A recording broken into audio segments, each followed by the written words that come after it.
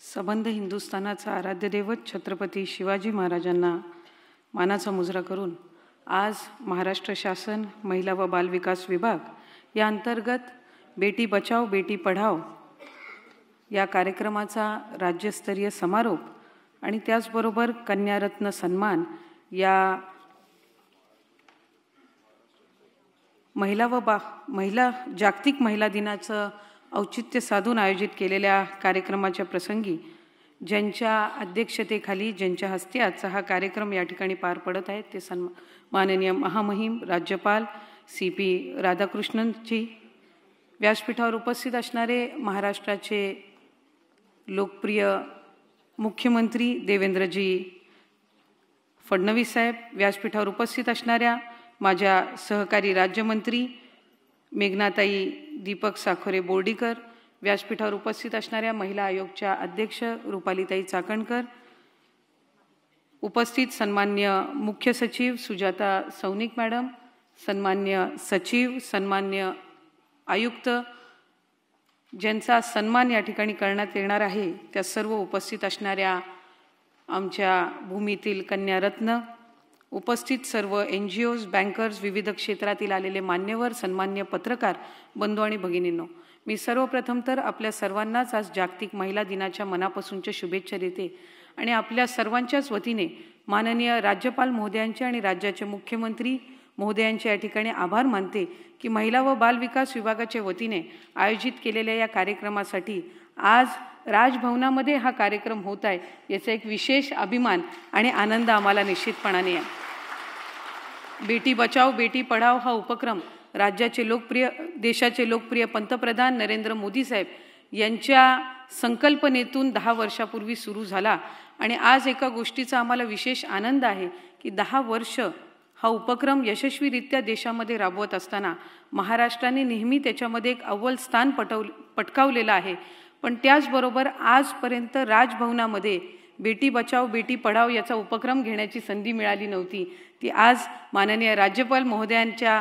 अध्यक्षतेखाली मिळत असल्याचा सुद्धा एक विशेष आनंद आहे। आज महिला दिनाच्या निमित्ताने विविध क्षेत्रातील कार्यरत असणाऱ्या महिलांचा सन्मान करत असताना आम्हाला विशेष आनंद आणि अभिमान वाटत आहे। वेगवेगळ्या क्षेत्रातील या महिला आणि बेटी बचाओ बेटी पढाओ या उपक्रमाच्या समारोप प्रसंगी यांना बोलवण्याची संकल्पना हीच की आज ही ज्या वेळेला 10 उदाहरणं आपण व्यासपीठावर पाहाल त्यावेळेला कुठे ना कुठेतरी समाजामध्ये मुलींच्या बाबतीतली असणारी जी काही दुर्दैवाने थोडीफार प्रमाणात संकोचित वृत्ती असेल ती सुद्धा हे 10 उदाहरण पाहून आज निश्चितपणाने दूर होईल आणि ज्या वेळेला आपले महामहिम राज्यपाल महोदय आणि राज्याचे मुख्यमंत्री महोदय यांच्या हस्ते या कन्यारत्नांना सन्मान केला जाईल, मला खात्री आहे की याची प्रेरणा घेऊन अधिकाधिक महिलांना सक्षम करण्याच्या दृष्टिकोनातून, मुलींना सक्षम करण्याच्या दृष्टिकोनातून विभाग किंवा शासन म्हणून काम करत असताना समाज म्हणून सुद्धा आपण एक उजवं आणि सकारात्मक पाऊल उचलू यासाठीच केलेला हा प्रयत्न आहे। आज बेटी बचाओ बेटी पढाओ हा उपक्रम गेले 2 महिन्यापासून राबवत असताना यामध्ये असणारे विविध घटक याचाही आम्ही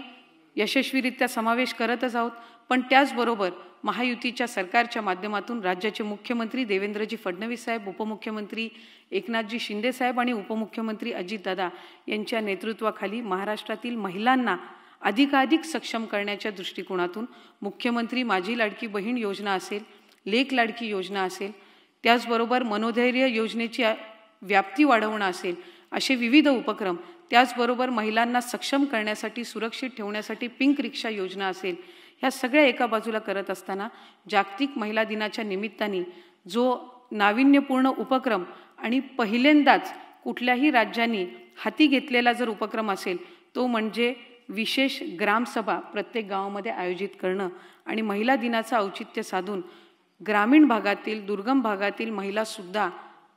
प्रत्येक प्रशासकीय घटकामध्ये आणि गावामधल्या महत्त्वपूर्ण बाबीमध्ये समाविष्ट असल्या पाहिजेत या दृष्टिकोनातून यंदाच्या वर्षीपासून 8 मार्च रोजी महिलांसाठी विशेष सभा आपण गावपातळीवर आयोजित करत आहोत आणि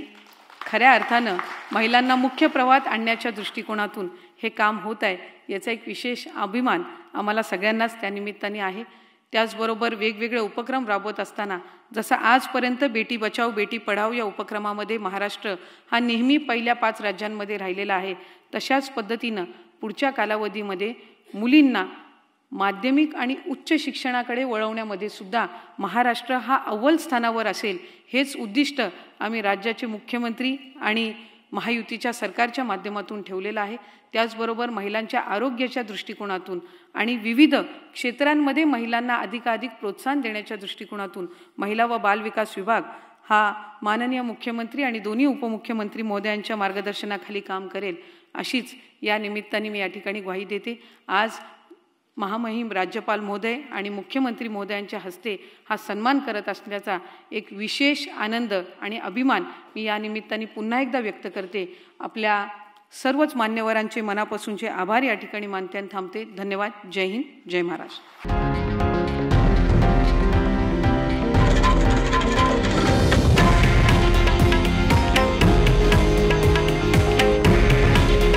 हे आहे देशातील नंबर 1 न्यूज नेटवर्क